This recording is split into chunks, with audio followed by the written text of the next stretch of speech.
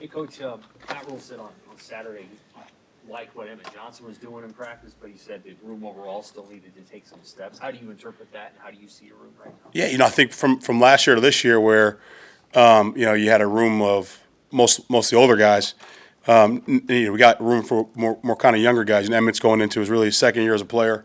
Dante, as powerful as he is, and big as he is, he's a freshman. You know what I mean? And Quentin's going. This is his first spring. You know what I mean? So we got some guys that are just developing right now, and but they're really happy with the progress. Emmett has really taken his second step from last spring to this spring. He's obviously shown he can do some things, and he's growing up fairly quickly.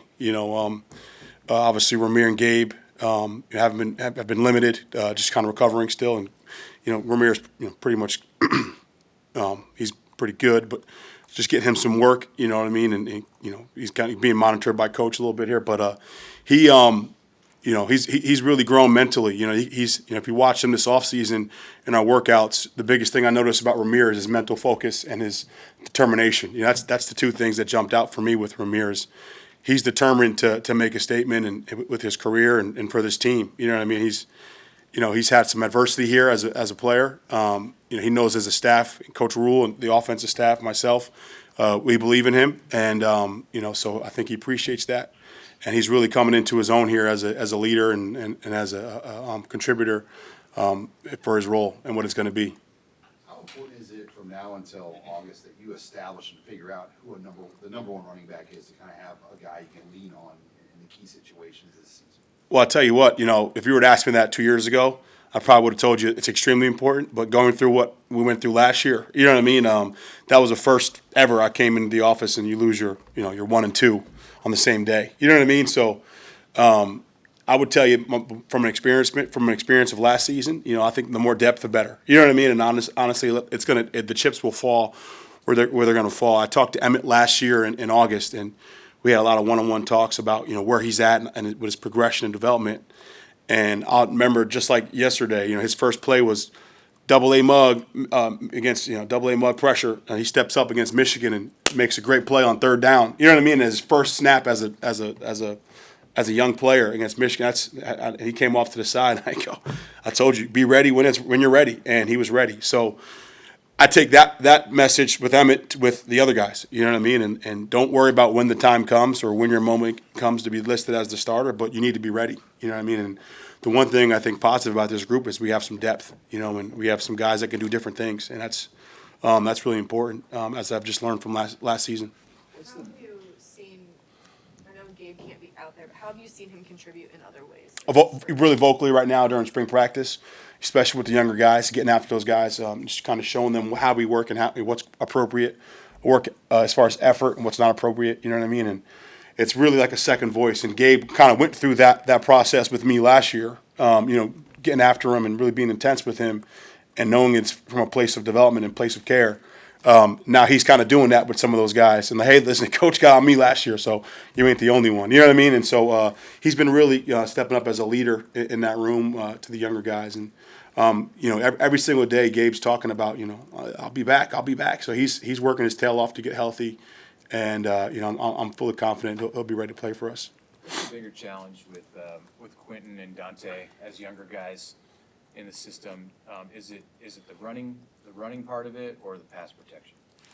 I think it's probably a little mixture of both. I think it's really an eye development thing on each play, and what you're supposed to be looking at, where your eyes start, what the progression of the eyes is in the run game and in the pass game, and that's just a repetition thing. There's nothing to that other than getting the reps and getting experience at it. You know what I mean? Emmett went through those steps. Ramir went through those steps when I was here. Gabe himself went through those steps, like as far as where your eyes are supposed to be, what's the read, and what do I do if this happens? What do I do if that happens? And again, it's a rep thing, and I think they're right on course as far as scheduling and the development. How much is Ramira able to do compared to maybe Gabe? I mean, Ramir's not held out for injury or anything like that. Ramir's ready to go. He's just, he's an experienced guy. He's done the things that we know he can do, what he can do. And he's proven it on film. He's proven it in situations. I've known Ramir for a long time. I've known him since he's a high school kid, and if you watch his film, you know what I mean. Like he's a really dynamic player, you know what I mean, and he's proven that, here in this conference, he's proven that. So that's a big deal for our room, you know what I mean. And we'll watch cut-ups and we'll watch him out there from years past, and to me, there's no reason why he shouldn't have been on the field or whatever. I don't know what what situations were, but he's proven he can be a guy. So right now, I think it's Coach Rule just monitoring, making sure he's staying healthy and treating him like a veteran, and I think it's the right thing to do. We need his leadership as well. He needs to be a leader with the other guys. So that's been great too. You could go if there's a game tomorrow, though. What? Yes, absolutely. Any of the other guys we haven't talked about popping? I think Coach Rules mentioned Mazuka at times. Yeah, Mazuka, Ken Williams, young guys that are really showing things, and Mazuka's one of our non-scholarship players who's doing a heck of a job for us. He's asserting himself into the offense and to the staff as a guy that can run the ball for us. And, so as far as depth goes, I don't know where he's at right now, but I can tell you he can go into a game and we can finish a game with that kid. He runs hard and he cares, and he practices and plays with some effort. So he's a talented young man, and we got some young guys like Kinchin and Isaac Dickey, Trevor Ruth, Ken Williams. Those guys are flashing. Ken Williams is a really explosive young player.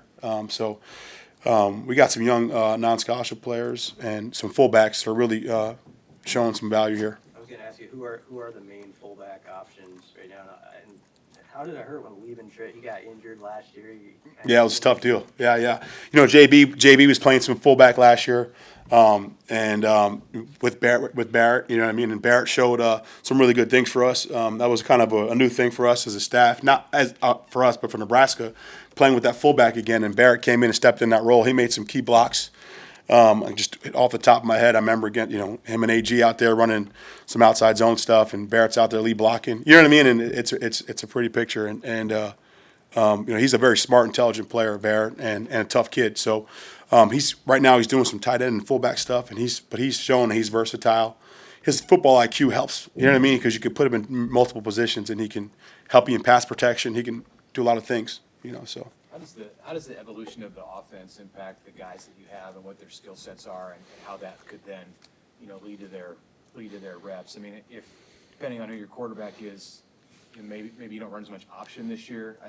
Is that possible? And then what does that do for decisions you have to make at your position? Yeah, I always think that and I'm not speaking for Coach Rule or Coach Satterfield or Glenn or any of those guys, but I think that for us, we're going to run NFL-style plays, NFL-style offense. When you come here, we're developing you for the NFL. We don't shy away from that. But I think the key to NFL offense, right, is, mastering your personnel, right, making sure that you're featuring your personnel, and that's really what spring football is all about. That's really trying to see who can do what and how these guys can affect the offense. So. I think it's really you sit back at the end of spring and look at who did what well, and see how much we want to invest into training camp, into the season on those things. But I think you want to kind of give as much as you possibly can to the guys and make sure that when we do install new things in camp and for the season that they're not shocked. It's not first new to them, So you want to give as much as you possibly can and get them ready to play. So. What are you hoping to see out of your group on Saturday? The big thing for us is I want to see guys finish runs, and the big challenge for, guys that Emmett has shown the last couple of days, last scrimmages, Quentin Ives has shown in scrimmages. We want to make some guys miss at the second level.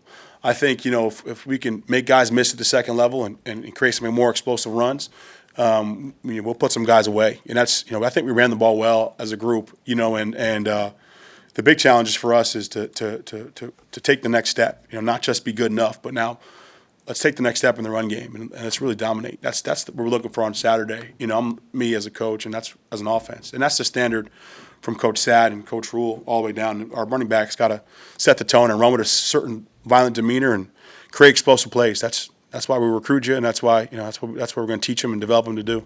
EJ, with the injuries you had at your position last year, how hard was that year for you to also, befriend and remain positive for the guys that were out, but also get the younger guys ready to go for the next week's game? That's a great question. Fleeks came in from receiver, and we had to get him ready. He has an explosive against Michigan. So I think you know, you always learn as a coach. I really learned last year how important depth really was. You know what I mean? And not from a sense of like just having it, but like you're talking about, like now I have to find time to teach guys that are not ready to play and get them ready to play very quickly. So the key is, I think, going through that experience last year, and if I can challenge the bottom tier of my room as far as youth to play at a high level, then I think that raises the standard for the group. I know a lot of, when I was a younger coach, you'd think of your ones and twos, right? That's the most important. But I look at it now, the whole room, the young guys, if they're going to drive the room, they're going to push the room. And the other thing is they're going to be ready to play if they're needed to play. And that's the key to being a really good coach, is just developing the whole room and pushing the room. And that goes into recruiting, and that goes into spring football right now, and the focus with our spring league and getting those guys reps, because the only way to develop really is reps. And if anyone tells you something different, I'd love to see that. But development means getting the reps, getting out there, watching the film, making the corrections, and doing it again. And that's development. All good. Thanks, guys. Thanks.